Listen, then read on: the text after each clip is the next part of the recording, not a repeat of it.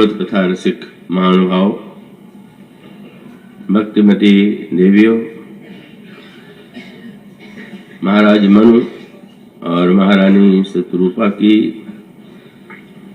साधना और तपस्या से, उनके अंतःकरण की व्याकुलता से, उनके प्रेम से प्रभु उनके समक्ष प्रकट होते हैं।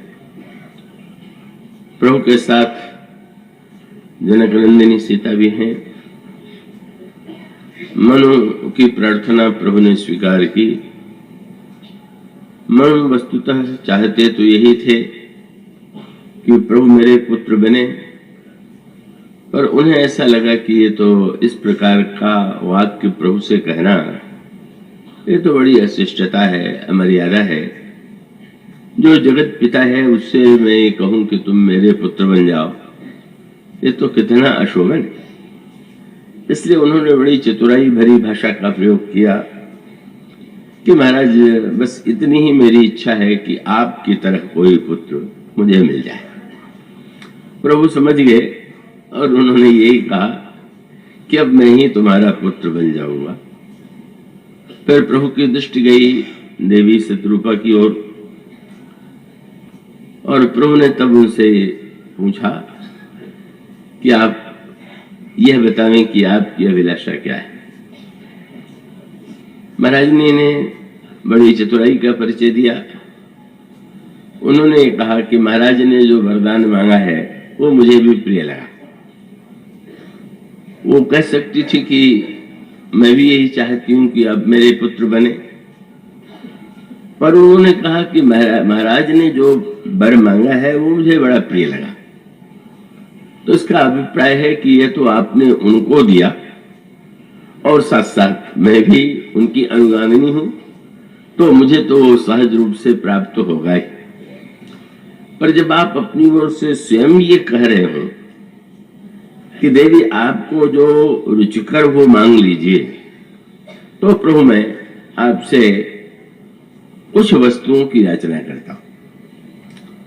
और वे वस्तुएं क्या हैं? तो उन्होंने कहा कि जो आपके निज भक्त हैं, उन निज भक्तों को जो सुख प्राप्त होता है, जो गति प्राप्त होती है, जो भक्ति प्राप्त होती है, और आपके चरणों में जैसा उनका सहज स्नेह होता है, और आप में उनकी जो साधना जितनी विवेकमयी होती है, और वो आपके निजी भक्तों की जो रहनी होती है, यह वरदान मुझे देने की कृपा करें।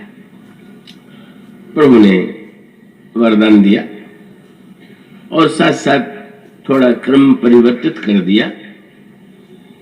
कद शत्रुपा जी ने कहा था, प्रारंभ किया था सुख से, भगवान ने क्रम परिवर्तित करके उसको विवेक से जोड़ दिया। उन्होंने कहा कि ये जो आपने मांगा वो तो मैं दे ही रहा हूं, दूंगा ही, पर मैं साथ साथ आपसे कहना चाहूंगा कि मां तू विवेक अलौकिक तोरे, कबहु न मिटी ही अनुग्रह मोरे। आपका जो दिव्य विवेक होगा, का वो विवेक कभी भी तुरोहित नहीं होगा। आपका वियोग सर्वदा एक रस रहेगा। इस संदर्भ में कल कुछ बातें आपके सामने कही गई थी और इसका तात्पर्य यह है, और वो समझ में आने वाला तर्क है, कि सुख के पहले भी विवेक की आवश्यकता है। क्योंकि यदि विवेक न हो तो हम ऐसे सुख की भी याचना कर सकते हैं और करते ही रहते हैं कि जो अपने लिए हितप्रद न हो, कल्याणकारी न हो। और उसका अभिप्राय यह है कि पहले व्यक्ति में इतना विवेक आ जाए कि वो निर्णय कर सके कि वस्तुतः सुख क्या है। बड़ा मीठा प्रसंग आता है आरण्यकांड में। जैसे भगवान ने मनु जी से कहा कि मैं परम प्रसन्न हूं, उसी प्रकार से जो सुतीक्ष्ण थे भगवान ने उनसे भी ठीक वही वाक्य दोहराया। उन्होंने कहा, परम प्रसन्न जान मुनि मोहि, और जो वर मांगो देव सो तोहि। मैं अत्यंत प्रसन्न हूं, आप जो वरदान मांगेंगे वो मैं दूंगा। पर ये तो मांगने की कला के अद्वितीय पात्र निकले। इन्होंने कहा प्रभु, और बड़ा सुंदर सूत्र था कि आपने तो कह दिया कि जो मांगोगे वो मैं दूंगा, लेकिन मुझे क्या पता है कि क्या सत्य है क्या झूठ है, क्या मांगना चाहिए क्या नहीं मांगना चाहिए। तो ये तो बहुत सुंदर सूत्र है। उन्होंने यही कहा कि महाराज, मुनि कहा मैं बर कबहू न जाचा। महाराज, जो मांगने के कलाकार होते हैं जहां तहां मांगते रहते हैं, वो ठीक निर्णय कर लेते हैं कि इनसे ये मांगना ठीक रहेगा, पर आज तक तो मैंने कभी किसी से मांगा नहीं। पहली बार आप ये कह रहे हैं और मांगने के लिए प्रस्तुत हूं, तो मैं तो यही समझता हूं कि आपको जो प्रिय लगे, आपको जो उचित लगे वो दे दीजिए। और सचमुच भगवान ने जितनी उदारता से सुतीक्ष्ण जी को दिया, पूरे रामचरितमानस में इतनी का उदारता अन्यत्र नहीं दिखाई देगी। भगवान ने कह दिया अबरल भगति विरति विज्ञाना हो सकल गुण ज्ञान निधाना। पर अनोखी बात तब हुई कि जब सुतीक्ष्ण जी उस वरदान को मांग पा लेने के बाद भगवान से कहते हैं कि प्रभु जो दीन सो बर में पावा, और अब सो देव मोहि जो भावा। आपको जो प्रिय लगा आपने मुझे दिया, और अब जो मुझे प्रिय है आप दीजिए। प्रभु कह सकते हैं कि अभी तक तो तुम यही कह रहे थे कि मैं बर मांगना जानता ही नहीं, आपको जो प्रिय लगे वो दे दीजिए, फिर ये अब कैसे मांग रहे हैं। और तो उनका तात्पर्य था कि प्रभु आपने जो वरदान दिया उसमें एक वरदान आपने ज्ञान और विवेक का दिया।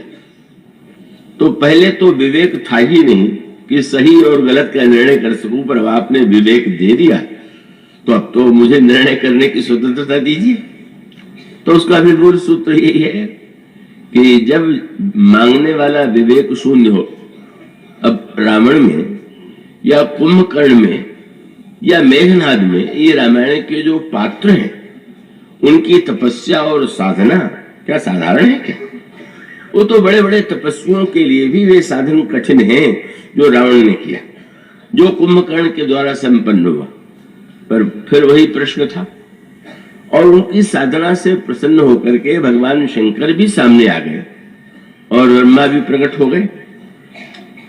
किंतु जब विवेक शून्य रावण ने, जब उन्होंने दोनों ने प्रसन्न होकर के यह कहा कि तुम्हें जो मांगना हो मांग लो, तो अगर वो वस्तुतः ध्यान से देखता और इष्ट के स्वरूप की ओर उसकी दृष्टि जाती, का एक और ब्रह्मा है जिनको बुद्धि का देवता स्वीकार किया गया, और दूसरी ओर भगवान शंकर हैं जो साक्षात मूर्तिमान विश्वास है। तो विवेक और विश्वास के घनीभूत रूप रावण को वरदान देने के लिए प्रस्तुत है। और कितना अच्छा होता कि रावण का विश्वास के प्रति विश्वास होता और विवेक के प्रति आस्था होती, तब वो कह सकता था कि आप मेरे लिए जो उचित समझते हैं वो देने की कृपा करें। किंतु ना, उसको यही लगा कि ये क्या देंगे हमें क्या पता। और तब गोस्वामी जी कहते हैं कि उसने वरदान मांगा और भगवान शंकर ने दिया, ब्रह्मा ने दिया, किंतु क्या वह वरदान उसके लिए कल्याणकारी हुआ क्या? और उसका एक ही तात्पर्य कि अगर व्यक्ति में मांगने के साथ साथ विवेक न हो, जो वस्तु वो मांग रहा है वो कल्याण में है कि नहीं, उसका परिणाम हितप्रद है कि नहीं, अगर उसको ये ज्ञात नहीं है, तो वो इतने महानतम भगवान शंकर और ब्रह्मा को पा करके भी पार्वती जी ने पूछा, रावण ने आपसे क्या वरदान मांगा? तो रावण ने जो वरदान मांगा था वो तो ये था कि मैं बानर और मनुष्य को छोड़ करके किसी के हाथ से न मरूं। तो फिर वही अपनी बुद्धिमत्ता का गणित, ये बानर और मनुष्य तो इतने तुच्छ हैं कि मैं इनको स्वयं ही मार लूंगा। अब हाँ, अन्य से भय हो सकता है, तो अगर ये वरदान दे देंगे तो वरदान से मैं उन्हें हरा दूंगा और बंदर और मनुष्य को हम अपनी शक्ति से कहरा देंगे तो हम अमर हो जाएंगे। वही बुद्धिमत्ता का गणित। पर शंकर जी ने जब पार्वती जी ने पूछा क्या वरदान मांगा, तो उन्होंने हंस करके कहा कि रावण ने मुझसे मृत्यु का वरदान मांगा। ऐसा तो नहीं मांगा। वरदान तो वो अमरता का मांगना चाहता था। उसका गणित ये था कि मैं अमर कैसे हो जाऊं। तो रामायण की पंक्ति क्या है? बोले रावण मरण मनुज कर जाचा। रावण ने मुझसे मनुष्य के हाथ से मृत्यु मांगी, ऐसा कहीं नहीं है हुआ। रावण ने यह थोड़ी कहा था कि मेरी मनुष्य के हाथ से मृत्यु। पर शंकर जी का तात्पर्य है कि उसका दुर्भाग्य है कि जब उसने ये कह दिया कि बंदर और मनुष्य इन दोनों को छोड़ के किसी के हाथ से न मरूं और मृत्यु अनिवार्य है, तो इन दोनों में से तो किसी के हाथ से मरना होगा। तो ऐसी स्थिति में मैं तो यही कहूंगा कि अमरता मांगते मांगते उसने मृत्यु मांग लिया। और ये सर्वत्र संकेत आता है।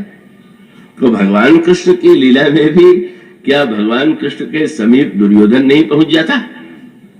क्या दुर्योधन अर्जुन से भी पहले प्रभु के निकट नहीं चला जाता? पर मांगने की कला, उनमें दोनों में अंतर तो स्पष्ट ही है। जब दुर्योधन भगवान से याचना करता है, दुर्योधन भगवान से मांगता है, और एक ओर भगवान है और दूसरी ओर अगर वह नारायणी सेना है, और उन दोनों में से दुर्योधन प्रसन्न हो जाता है कि मुझे सेना चाहिए, मुझे ईश्वर की आवश्यकता नहीं, तो अपनी दृष्टि से उसने अपनी बड़ी बुद्धिमत्ता का प्रयोग किया था। क्योंकि भगवान ने ये कह दिया कि मैं जिसके साथ भी रहूंगा मैं लड़ूंगा नहीं। तो अब दुर्योधन ने सोचा कि अब युद्ध में कोई व्यक्ति कहे मैं रहूंगा साथ में लड़ूंगा नहीं, तो क्या वो पूजा करने के लिए उसको रखेंगे क्या? अरे लड़ाई में जो लड़ने वाला है वो ना चाहिए। पर ईश्वर ने तो बहुत बड़ी बात कह दी। क्या ईश्वर कुछ तो नहीं करता? जीवन के रणांगण में जितने कार्य हैं वो तो व्यक्ति ही करता दिखाई देता है। हम और आप ही तो करते दिखाई देते हैं। क्या ईश्वर सामने आकर के कुछ करता दिखाई देता है क्या?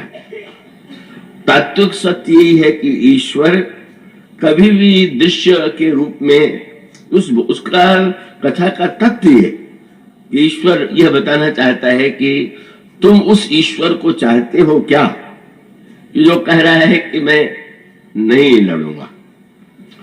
और साथ साथ उन्होंने ये कहा कि एक और मेरी नारायणी सेना है जो एक अक्षोणी है, और वो जिसकी ओर से रहेगी वो लड़ेगी। और उसका सूत्र यही है कि इसी सत्य को भगवान ने अर्जुन के चरित्र के माध्यम से प्रकट किया। अर्जुन और दुर्योधन में अंतर विवेक का है। भगवान तो दोनों से कह रहे हैं कि मांग लो, दोनों को कह रहे हैं कि तुम जो मांगोगे वो मैं दूंगा, पर एक विवेक शून्य है। तो उसने सेना मांग लिया, सेना ने युद्ध किया और अंततोगत्वा तो दुर्योधन पराजित हुआ, उसका विनाश भी हुआ। और दूसरे अर्जुन मानो इस सत्य को जानता है, और यही सत्य भगवान अर्जुन के अंतःकरण में बार बार प्रतिष्ठापित करते हैं। जब वो गीता के प्रारंभ में विराट रूप का दर्शन कराते हैं, तब भी इसी सत्य का साक्षात्कार कराते हैं कि वस्तुतः जो अकर्ता ईश्वर है वही सचमुच सब कुछ करता है। हमारे आपके जीवन का भी सत्य ये है, और उस सत्य को भगवान ने युद्ध के अंत में साक्षात्कार और प्रकट करके दिखा दिया। का भगवान अर्जुन और दुर्योधन में अंतर यह है कि वह भगवान से चाहता है, भगवान को नहीं, और अर्जुन भगवान को चाहते हैं। और हम में से अधिकांश की स्थिति यही। ये कोई दुर्योधन की कथा थोड़ी है। हम में से अधिकांश व्यक्तियों की यही कथा है कि हम भगवान से कुछ पाना चाहते हैं, हम भगवान को नहीं पाना चाहते। हमें लगता है कि भगवान को पाने से क्या होगा, और ऐसी स्थिति में भगवान कितना वह अर्जुन विवेकी है कि उसने यह सत्य समझ लिया। भगवान उसके रथ पर आरूढ़ हैं, युद्ध नहीं कर रहे हैं, शस्त्र नहीं चला रहे, किंतु सत्य क्या था और उसका परिचय भगवान ने विराट रूप के दर्शन में कराया। और अर्जुन ने देखा कि सारे योद्धा तो मरे पड़े, और मरे पड़े हैं, तो भगवान ने वह अर्जुन को सूत्र दिया कि जीव यदि कर्ता बन करके कर्म करेगा तो पाप होगा तो पाप लगेगा, पुण्य होगा तो पुण्य मिलेगा। इसलिए तुम इससे अगर मुक्त करना चाहते हो तो इस सत्य का दर्शन करो कि मया एते निहता पूर्वमेव निमित्त मात्रम भव सव्यसाच। वस्तुतः तो मैंने इनको पहले ही मार दिया, तुम्हें युद्ध में केवल निमित्त के रूप में यह दृश्य प्रदर्शित करना है। यह जो सूत्र भगवान ने अर्जुन को दिया, वही जो अर्जुन को गीता ज्ञान माने। युद्ध तो दुर्योधन भी करता है और युद्ध तो अर्जुन भी करते हैं, पर युद्ध के पहले अर्जुन ने गीता सुनी, यही तो सारा तत्व है। भगवान अर्जुन को पहले विवेक देते का वो ज्ञान योग का जो दिव्य उपदेश है, अर्जुन को विवेक में स्थित करके उसके जीवन में अकर्तृत्व का उदय करा देते हैं। और तब भगवान युद्ध जो अर्जुन कर रहा है का उसको उस विवेक को देने के बाद और उसकी पुष्टि के लिए विराट रूप का दर्शन करा देते हैं। और दर्शन ही नहीं करा देते, जब युद्ध समाप्त हुआ तो प्रभु यह भी जानते हैं कि जीव भूलता बहुत। संसारी जीव क्या कभी कभी भक्त भी भूल जाते हैं। पाठ को बार बार भगवान याद दिला देते, और इसीलिए भगवान ने जो पाठ याद दिलाया उसका तत्व यही कि भगवान ने का नित्य तो आप जब सारथी बने तो सबसे पहले अर्जुन से अनुरोध करते थे कि आप रथ पर बैठिए। जब अर्जुन बैठ जाता था तो आप जो है रथ पर चढ़ करके रथ की बागडोर लेकर के रथ चलाते थे। सायंकाल के समय जब रथ लौटता था तो भगवान कृष्ण रथ से पहले उतरते थे और फिर अर्जुन से अनुरोध करते थे कि अब आप उतरिए, जैसा नियम है। और यह नित्य क्रम था। पर जब युद्ध जिस दिन समाप्त हुआ और समाप्ति के बाद भगवान ने अर्जुन सायंकाल का वो रथ पर बैठे रहे, और बैठे हुए भगवान ने कहा कि अर्जुन आज तुम पहले उतरोगे।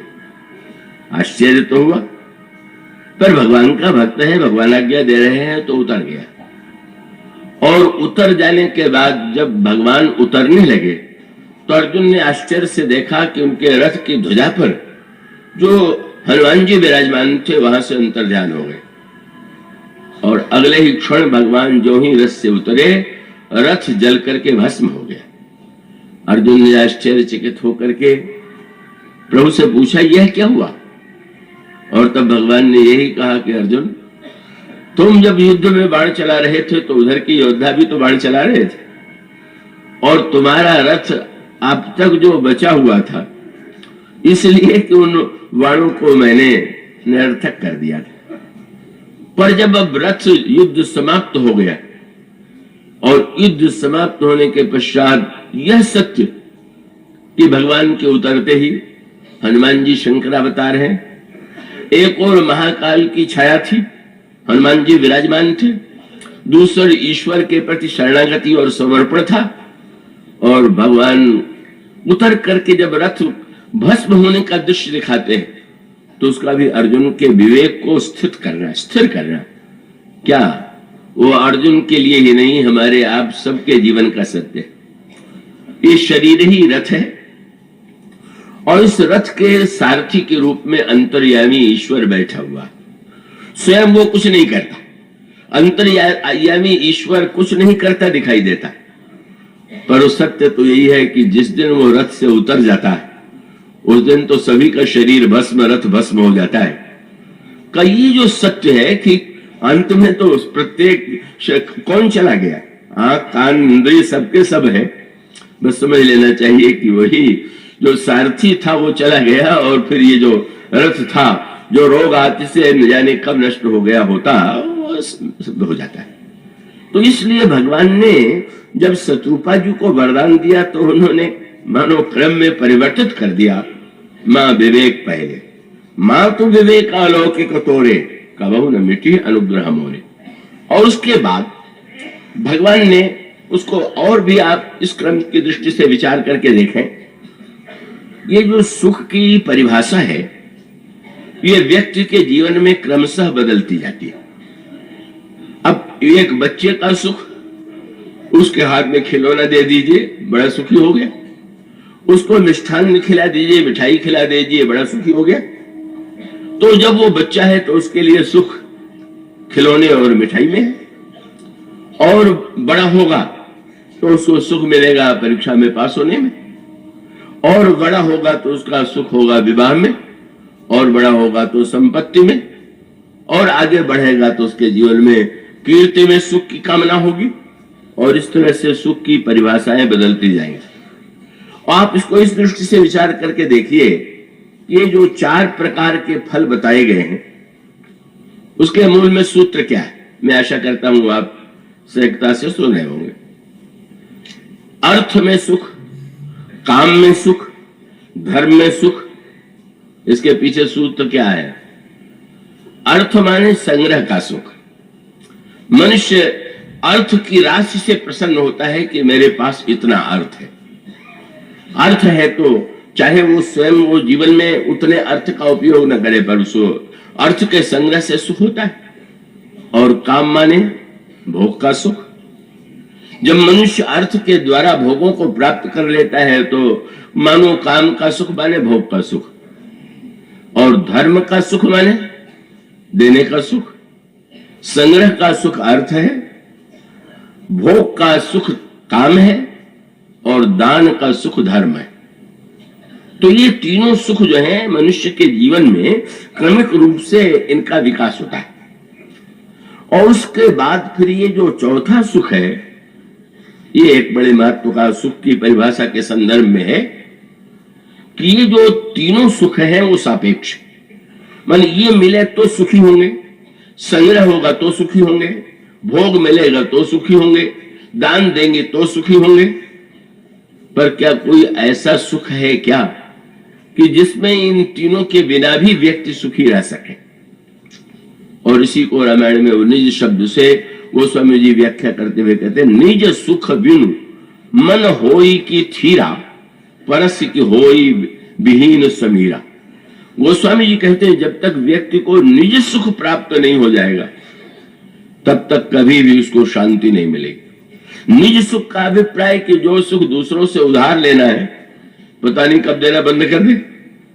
संसार में सुख की चाह बढ़ रही है, हम हर समय दूसरों से सुख मांग रहे हैं। थोड़ा लोग दे देते हैं, फिर देते देते कह देते हैं कि बस जब देखो तो मांगते रहते हो। तो अब ये सुख माने बाहर से कोई आया हुआ सुख नहीं, निज सुख। ये निज सुख बिनु मन होय कि थीरा, वही मूल शब्द निज शब्द से ही जुड़ा हुआ है। और यह निज सुख जब पाना चाहे तो एक तो वेदांत का निज सुख है और दूसरा भक्तों का अपना निज सुख है। इसी क्रम में आप देखेंगे जो प्रसंग कल आपके सामने चल रहा था, और फिर वही बड़े महत्व का सूत्र कि भक्त जब निज सुख के लिए कह रहा है, शत्रुपा जी निज सुख के लिए कह रही है, तो इसका लगता है कि वो तो बड़ी स्वार्थी। कोई व्यक्ति अपने लिए सुख मांगे तो यही तो लगता है कि वो स्वार्थी, लेकिन यही तो सारा रहस्य छिपा हुआ है। और उसका अभिप्राय यह है कि निज सुख ही जो है वो सब कुछ। और इसका तात्पर्य क्या है कि भाई जो आपके पास है वही तो आप बांट सकते हैं। हम स्वयं दुखी हो और दूसरों को सुख बांटते फिर कैसी विडंबना है। हमारे पास है नहीं और हम बांट रहे हैं।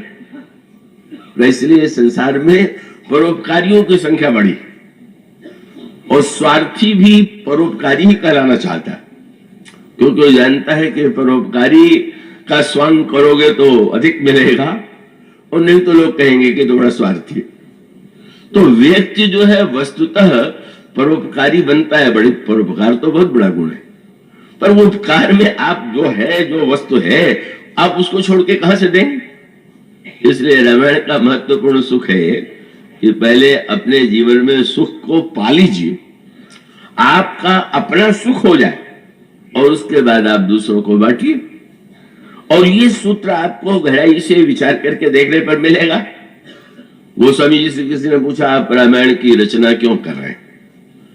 तो लिख सकते थे कि लोगों का उपकार करने के लिए। कई लोग लिखते हैं, कई लेखक घोषणा करते हैं कि मैंने तो लोक कल्याण के लिए, परोपकार के लिए लिखा है।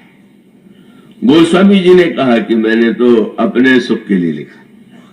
स्वंथ सुखाय तुलसी रघुनाथ गाथा इतना महत्व का और सांकेतिक है। गोस्वामी जी जब ये कहते हैं मैंने अपने अंतःकरण के सुख के लिए, तो मानो रामायण का सूत्र है कि पहले स्वार्थी बनिए, और स्वार्थी बनिए नहीं, सच्चे स्वार्थी बनिए। किसी ने कहा कि संसारी लोग स्वार्थी होते और भक्त लोग जो है वो निस्वार्थ होते। गोस्वामी जी ने कहा बिल्कुल नहीं, सच्चे स्वार्थी तो भक्त ही होते हैं। और शब्द आपको रामायण में मिलेगा। कौन कहता है कि भक्त निस्वार्थ होता है? क्यों? उन्होंने यही कहा कि ये स्वार्थ सांच जीव कह एहु, मन क्रम बचन राम पद नेहु। और उसका अभिप्राय यह है कि अधिकांश लोगों की समस्या यह है कि वो अपने आप को स्वार्थी कहलाने में संकोच करते हैं, पर बेचारों को लोग स्वार्थी कहने लग जाते हैं। और ये भक्तों को निस्वार्थ मानते हैं, लेकिन वो तो स्वार्थी। वो तो आपने वो सुना ही होगा उपाख्यान कि जहां पर कोई सज्जन गए ऐसे महात्मा के पास कि जो बिल्कुल केवल लंगोटियां लगाए हुए थे, और जब उन्होंने महात्मा की स्तुति करते हुए कहा कि आपसे बढ़ के त्यागी मैंने नहीं देखा, तो महात्मा बड़े विनोदी थे। उन्होंने कहा देखिए और कोई प्रशंसा कीजिए, पर त्यागी तो मैं नहीं, वस्तुतः त्यागी तो आप। क्यों? बोले संसार के जो माइक सुख हैं, भगवान जैसे महान को पाने के लिए मैंने छोड़ दिया, तो मैं तो स्वार्थी हूं। हाँ, आप त्यागी हो सकते हैं कि आपने भगवान को ही छोड़ दिया है। और उसका अभिप्राय यह है कि व्यक्ति जो है स्वार्थ सांच जीव कह एहु। श्री भरत जी ने तो यही कहा अयोध्या में, जब उन्होंने अयोध्या के राज्य को लेना स्वीकार कर दिया तो लोगों ने कहा कितने बड़े त्यागी है। श्री भरत जी ने कहा मेरे विषय में बिल्कुल भ्रम मत पालिए, मैं कोई त्यागी नहीं हूं, मैं तो महान लोभी हूं। और रामायण में श्री भरत जी अपना परिचय लोभी के रूप में देते। और गोस्वामी जी भी जब उनकी वंदना करने लगे तो उनके त्याग तपस्या की वंदना नहीं की, उनके लोभी होने की वंदना की। आप रामायण में भरत जी की वंदना जब पढ़ते हैं तो उसमें यही तो आता है, प्रणव प्रथम भरत के चरणा, जासु नेम व्रत जाई न वर्णा, राम चरण पंकज मन जासु, लोबुध मधुप इव तजई न पासु। किसी ने कहा अयोध्या के राज्य में जो भ्रमर चंपक के बाग में जैसे भंवरा रहता है, अवध राज सुरराज सिहाही, दशरथ धन सुनि धन ले जाही, तेहि पुर बसही भरत विनुरागा, चंचरीक जिमि चंपक बागा। अयोध्या के उस विशाल राज्य को जिसके लिए इंद्र और कुबेर भी लोग लोभ करते हैं, भरत ने उसी तरह से छोड़ दिया जैसे भंवरा चंपे के बाग को छोड़ देता है। इतना बड़ा त्याग।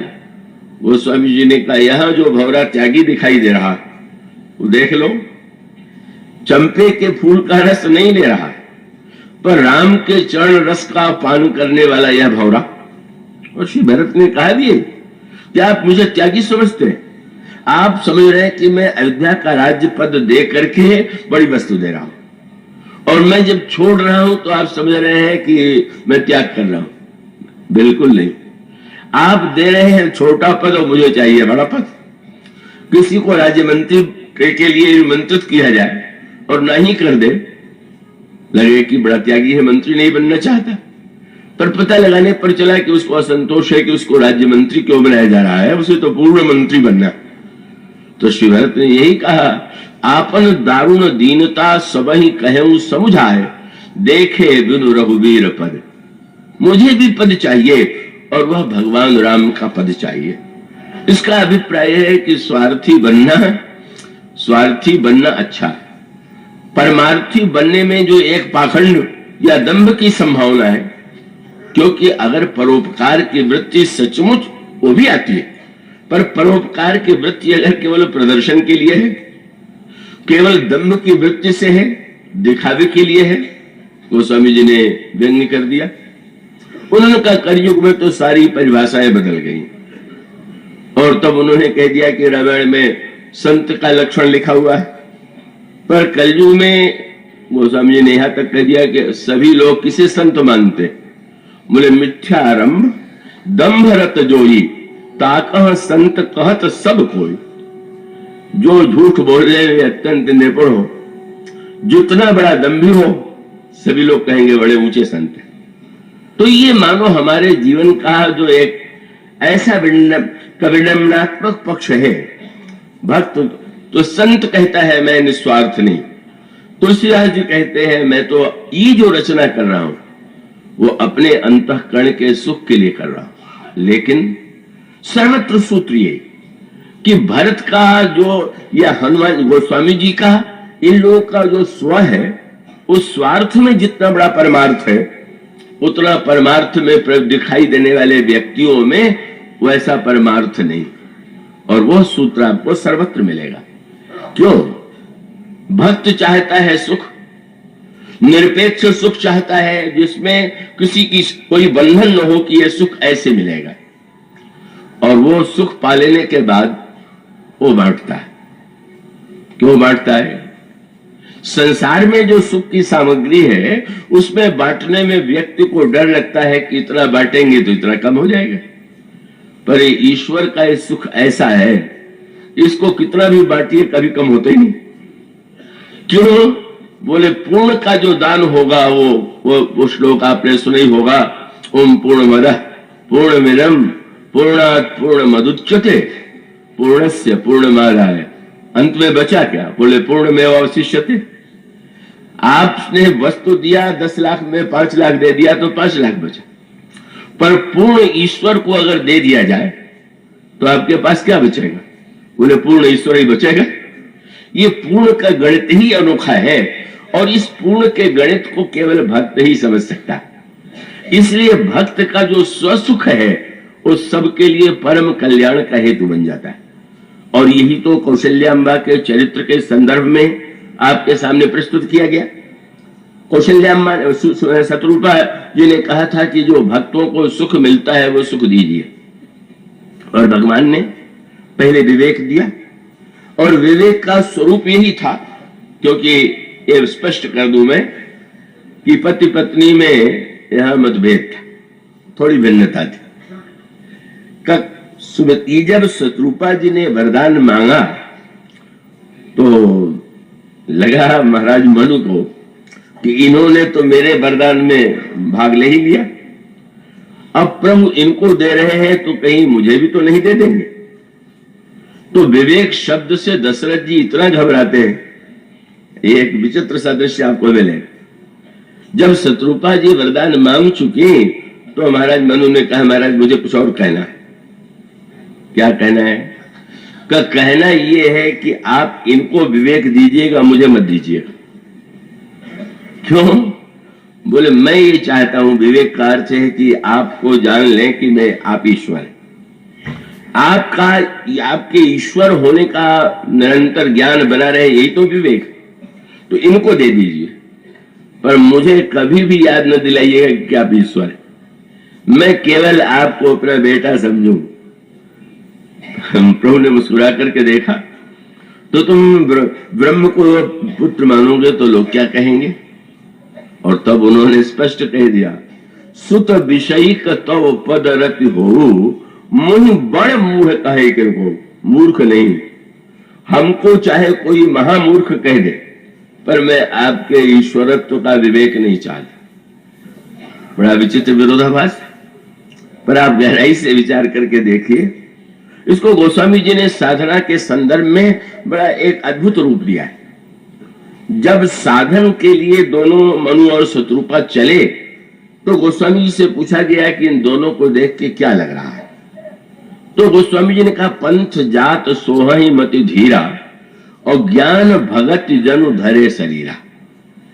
मन को देख करके लगा कि जैसे ज्ञान जा रहा है, और शत्रुपा को देख करके लगा कि जैसे भक्ति, सिद्ध ज्ञान और सिद्ध भक्ति नहीं, साधन ज्ञान और साधना भक्ति, ये दोनों जा रहे हैं।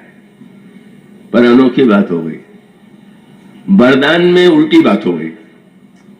विवेकी ने भक्ति का वरदान मांगा और भक्ति ने विवेक का वरदान मांग लिया। मानो एक दोनों के पूरक रस जो है शत्रुपा जी भक्ति का वरदान तो मांगती हैं, पर विवेक मांग देती हैं। वो तो महाराज मनु का पक्ष है।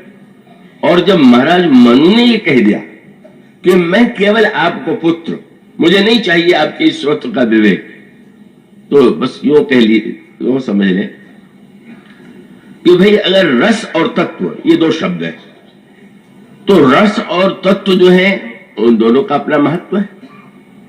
वास्तविक जो सत्य है वो तो तत्व है, और रस जो होता है वो भावनात्मक होता है। किंतु मनुष्य की प्रकृति में रस लेने की एक आकांक्षा है, वृत्ति है। और उसको अगर व्यवहारिक दृष्टांत दे रस तत्व से अलग होकर के, कि जैसे जब सोने का गहना बनता है तो तत्वतः वो सोना है, पर जो उसकी आकृति है उसके आधार पर उसके नाम अलग अलग है। किंतु व्यवहार में जब कोई खरीदने जाता है तो कहता है मुझे हार चाहिए, कंकण चाहिए, गहने का नाम लेता है। और नाम लेने का तात्पर्य है कि धारण करने के लिए जब आभूषण हम लेंगे अपनी शोभा बढ़ाने के लिए, तो हमें तत्व नहीं, हमें उसकी आकृति चाहिए, उसी के द्वारा हमारी शोभा बढ़ेगी। हाँ, ये बात और है कि ये जो सराफ और सुनार होते हैं ये बड़े चतुर होते हैं और इससे लाभ ही लाभ में रहते हैं। क्या? जब बेचते हैं तो गहना आभूषण और खरीदते हैं तो सोना। जब वो बेचेंगे तो कहेंगे इतना सोना है, इतना आभूषण की बनवाई लगी, इतना लाभ हुआ, और लोग प्रसन्नता से दे देते हैं। और बेचने जाइए तो बिल्कुल चर्चा भी नहीं करेगा कि आभूषण है, तोलेगा इतना सोना है, इतना है। कौन कहे कि वो दाम लौटावेगा? नहीं, कहेगा ये सोना है और गहना बना था इसलिए इसमें थोड़ा टाका लग गया, तो और भी थोड़ा काटेंगे। ये होते हुए भी व्यक्ति जानता है कि लाभ तो उस स्वर्णकार और सराफ को ही है, लेकिन लेने वाले को पहन के कितना आनंद मिलता है, और उस आनंद के लिए वो आभूषण तो खरीदता है। तो ये रस और तत्व जो है, तत्व का पक्ष विवेक का पक्ष है और भावना का पक्ष रस का पक्ष है। दोनों को अगर आप गहराई से विचार करके देखें तो दोनों का अपना अपना आनंद है। तो ये जो आनंद है उसको आप एक दृष्टांत के रूप में यूं देखें कि आप नाटक में जब नाटक देखने जाएं तो विवेकी बन करके देखें कि भावुक बन के देखें, विवेक में रहें कि भावना में रहें।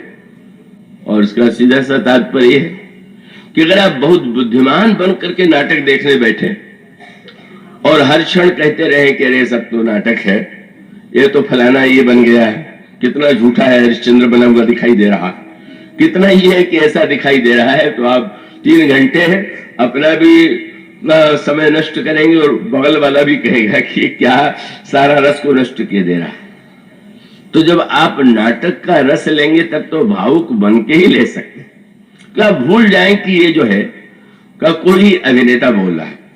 अभी कानपुर में मानस संगम आयोजन किया गया था, उसमें वो पधारे थे वो सज्जन जिन्होंने रामलीला में रामायण जब निकल रही थी उसमें रावण का अभिनय किया था। अब वो जब आए तो जो देखो उनका वो नाम न लेकर के जो उनका नाम है बस लंकेश का, जो देखो लंकेश कह रहा है, तो भाई ये तो कोई विवेक की बात नहीं हुई। का विवेक की बात नहीं में जब आप देख रहे हैं उस समय तो जो लंकेश है इसको लंकेश देखिए, और बाद में भी आप उसको लंकेश कहते रह जाएं तो ये विवेक, इसका अर्थ है देखिए तो भावुक बन करके, और नाटक के बाद बन जाइए विवेकी, तो आप दोनों का आनंद लेंगे। नाटक देखते समय विवेकी बन गए तो भी नाटक का आनंद नहीं आएगा, और नाटक देखने के बाद भी केवल भावुकता में रहे, विवेक में नहीं आए, तो भी आपके सामने वो समस्या आएगी।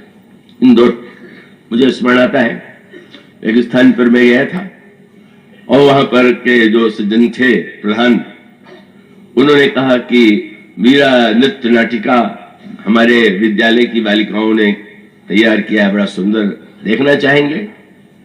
अवश्य देखेंगे।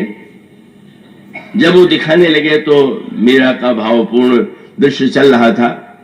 मैं बिल्कुल उस स्वर में, उस भाव में डूब करके आनंद ले रहा था कि अचानक वो सज्जन जो प्रधान थे उन्होंने धीरे से मेरा हाथ दबाया, बोले ये जो मीरा है मेरे चपरासी की लड़की।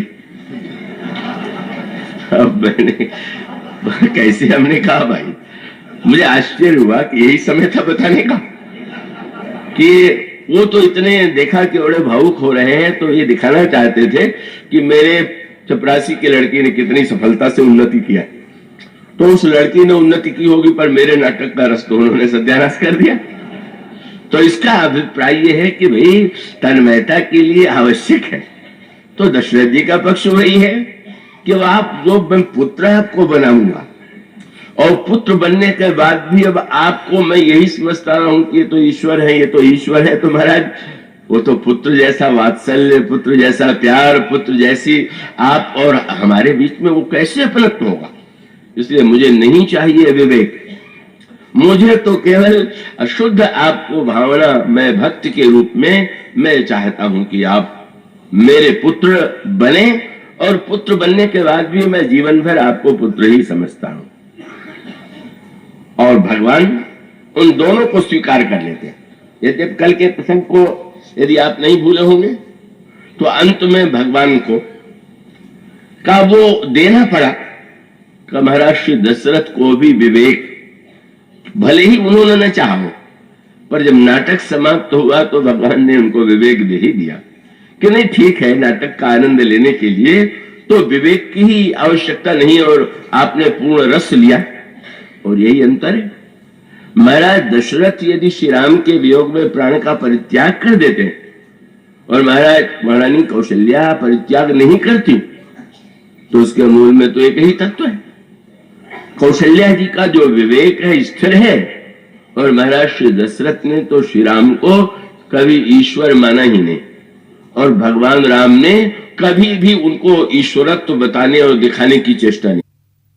ये दिखाना चाहते थे कि आपने विवेक मांगा, और वो विवेक के रूप में मैं यह बताना चाहता हूं कि वस्तुतः मैं हूं कौन, और आपकी प्रसन्नता के लिए मैंने ये रूप स्वीकार किया।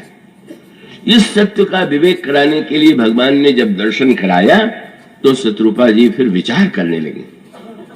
अच्छा, इतने दिनों से मैं ये समझ रही थी कि मेरे गर्भ में बालक है, पर यह जो विशाल का ये सामने खड़े हैं श्री विग्रह, और जब साक्षात ये ईश्वर हैं, और रोम रोम में वेद कहते हैं कि उनके ब्रह्मांड है, तो ब्रह्मांड निकाया निर्मित माया रोम रोम प्रतिवेद कहे, तो मम उरसो बासी सो उपहासी सुनत धीर मत थिर न रहे। यह अनंत कोटि ब्रह्मांडों को धारण करने वाला ईश्वर हमारे छोटे से गर्भ में कैसे आ सकता है। मानो इसको बड़ा महत्व दिया गया रामायण में, और देवर्षि नारद ने भक्ति सूत्र में ये कहा कि भगवान के प्रति भक्ति की दृढ़ता के लिए भी विवेक की आवश्यकता है।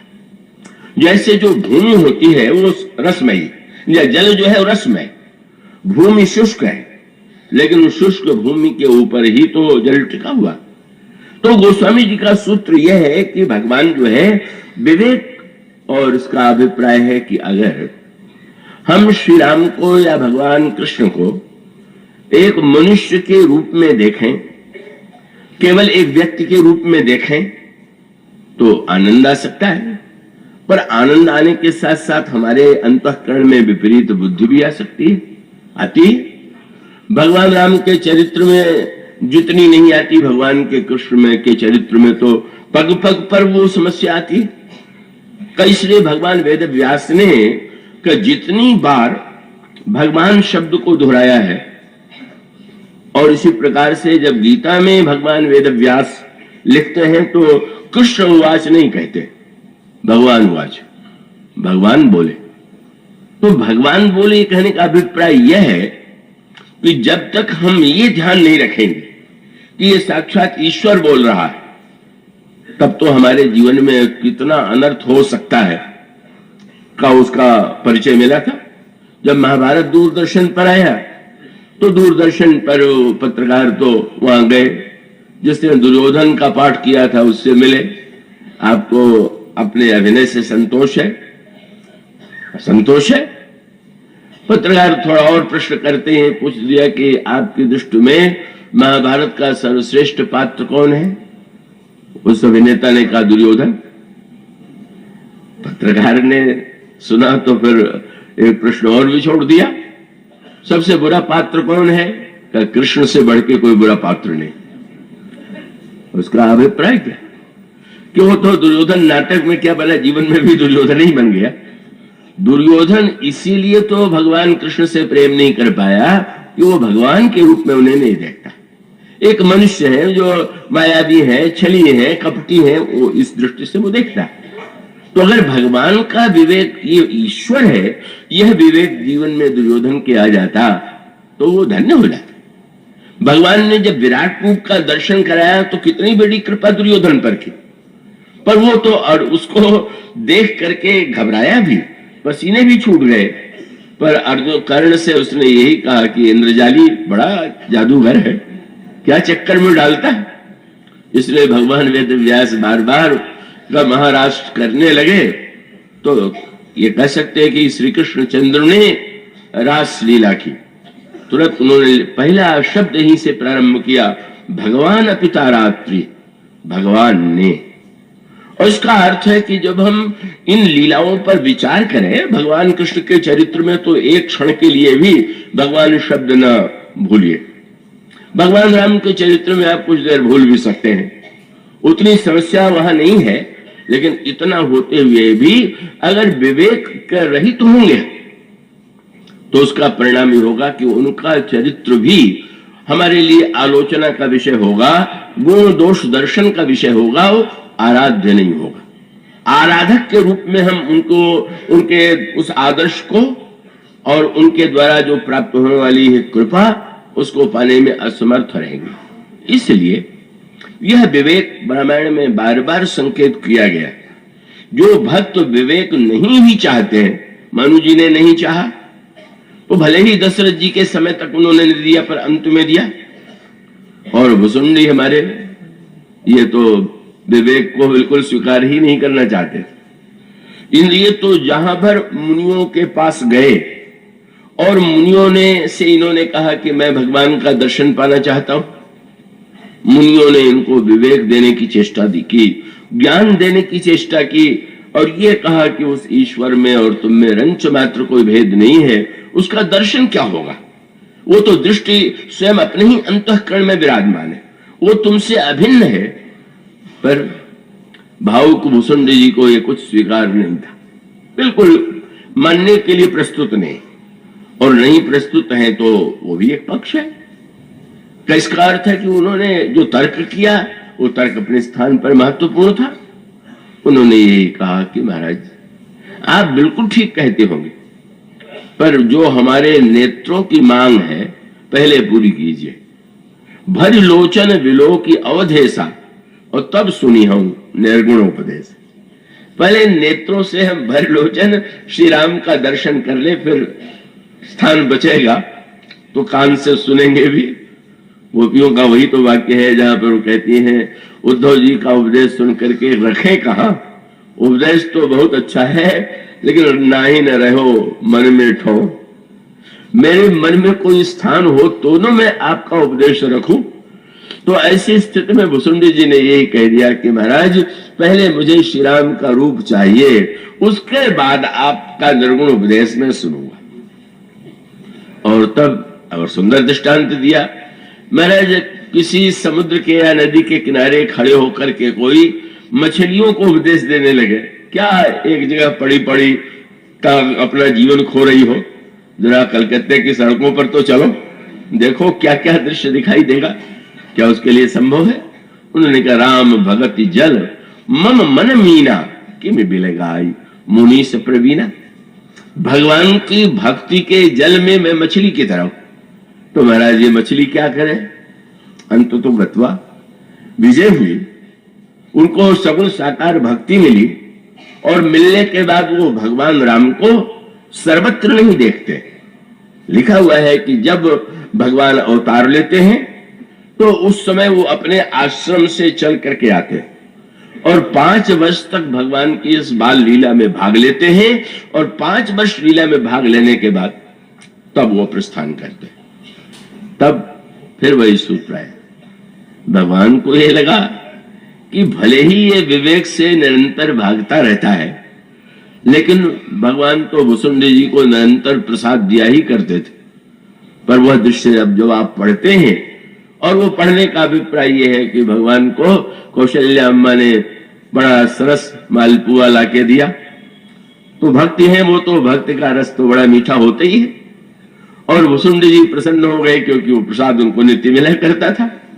लड़िकाई जह जह फिरही तह तह संग उड़ाऊं, जूठन फिरई जूठन गिरई अजरमा सोई उठाए मैं खाऊं। प्रसन्न हुए और भगवान ने दिखाया भी, आ गए, जो ही आए तो हाथ खींच लिए, बड़े निराश हुए, बार बार बुलाते हैं और देते नहीं, और रूठ गए कि अब इतने उदार भगवान की जो भक्तों की प्रत्येक इच्छा पूरी करते हैं, आज मालपुए का टुकड़ा देने में भी ये कृपणता कर रहे हैं।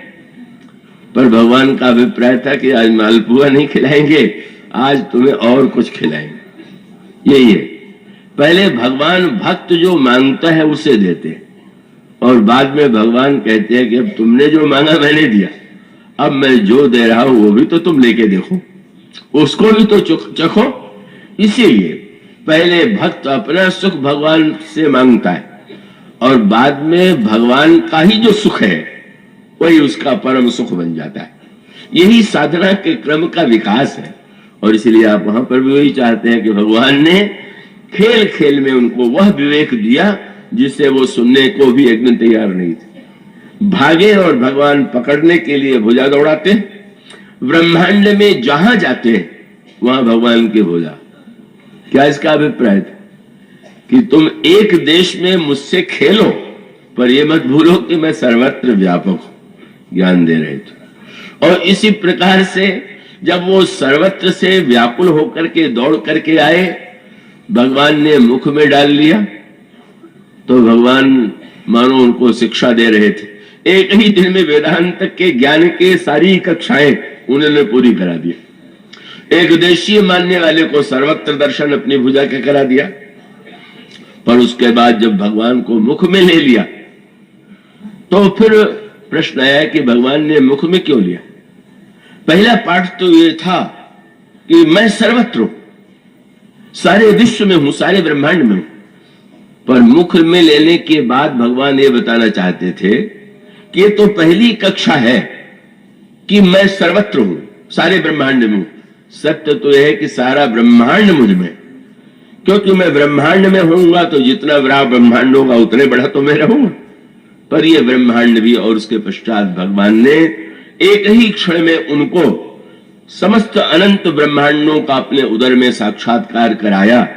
और साक्षात्कार कराने के बाद का जब निकल आए तो भगवान ने दिखा दिया 102 घड़ी में केवल उन्होंने 101 कल्प का दर्शन करा दिया, अपने से छोटे से उदर में ब्रह्मांड का दर्शन करा दिया, सर्वव्यापकता का दर्शन करा दिया।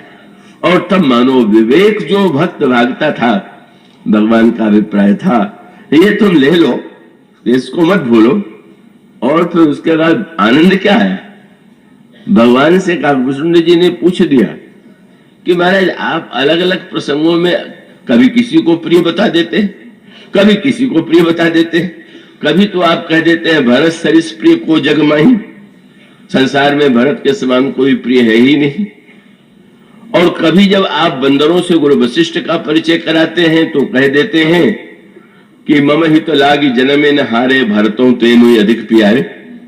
कभी भरत जी को सबसे प्रिय, कभी लक्ष्मण जी को सबसे प्रिय, कभी बंदरों को सबसे प्रिय, तो आपको प्रिय कौन है। और भगवान ने कहा कि मुझे सभी प्रिय है। एक पिता के कई पुत्र हो तो सभी पुत्रों को पिता का प्यार मिलता ही। फिर भी महाराज इसमें भी कोई तारतम्य है क्या, कोई अंतर है क्या, तो उनका है क्या। फिर उन्होंने कहा सबसे अधिक मनुज मोहि भाई, सारे ब्रह्मांड में मुझे मनुष्य मुझे प्रिय। और उनमें भी भगवान ने कहा जो धार्मिक है वो मुझे प्रिय। और धार्मिकों में भी जो वैराग्यवान है वो प्रिय, वैराग्यवानों में भी जो ज्ञानी है वो मुझे प्रिय। प्रिय बताते बताते महाराज इसमें सबसे प्रिय कौन है, और तो वही शब्द भगवान ने दोहरा दिया। ये जो ज्ञानी होते पुण्य प्रिय विज्ञानी, लेकिन इन समस्त के साथ साथ मुझे एक जो है वो सबसे अधिक प्रिय। कौन? बोले तीनते पुण्य मोहि निज प्रिय दास। ये जो हमारे निज दास हैं ये हमें सबसे अधिक प्रिय। और तुम्हें मैंने निज जन समझ करके, तुम मेरे अपने हो, और अपने हो तो तुम्हारे इसके लिए ही तुम मुझे बड़े प्रिय हो। तुमसे बढ़कर के जो अन्यत्र है उनकी सबकी सभा में प्रशंसा करता हूं, पर अकेले में बात करना और बात होती। सभा में तो भाई लोगों को प्रसन्न करना है, पर एकांत में तो अपने हृदय की बात खोल करके बोले उनका सबसे पूरे मुझे अपना निज दास है। और उस विवेक के बाद फिर वही तुरंत गोस्वामी जी ने कहा कि जब भुसुंडी जी को ज्ञान प्राप्त हुआ तो अब तो ज्ञानी बन गए ना, बोले लगे करण शिशु कौतिक थे। फिर वही खेल शुरू हो गया। खेल शुरू होने के बाद आंखों में आंसू हो गया। कौशल्या जी ने दूध पिलाने में देर कर दिया। मानो भगवान कहते हैं विवेक को अपने अंतःकरण में सुरक्षित रहते हुए भी आओ लीला वही हो जाए जिसमें रस का आनंद आ रहा है। और यही कौशल्या जी के प्रसंग में हुआ। पहले विवेक दे दिया, पर उपजा जब ज्ञाना प्रभु सुखाना, चरित बहुत विधि कीन चाहे, कही कथा सुहाई मां तो बुझाई, यही प्रकार सुत प्रेम लय। नहीं, पुत्र का प्रेम तो मुझे मिलना चाहिए। फिर मां से पूछ दिया अब आपको कौन सा सुख चाहिए? मां ने यही कहा कि जय शिशु लीला अति प्रिय शीला, यह सुख परमाणु। और वह ईश्वर जो था नन्हा बालक बन करके रोने लगा, और वो रोते हुए ईश्वर ने ऐसा रुदन किया कि सारे जीवों का आनंद सुख का निमंत्रण मिल गया सारे अयोध्या वासियों को। श्री राम किंकर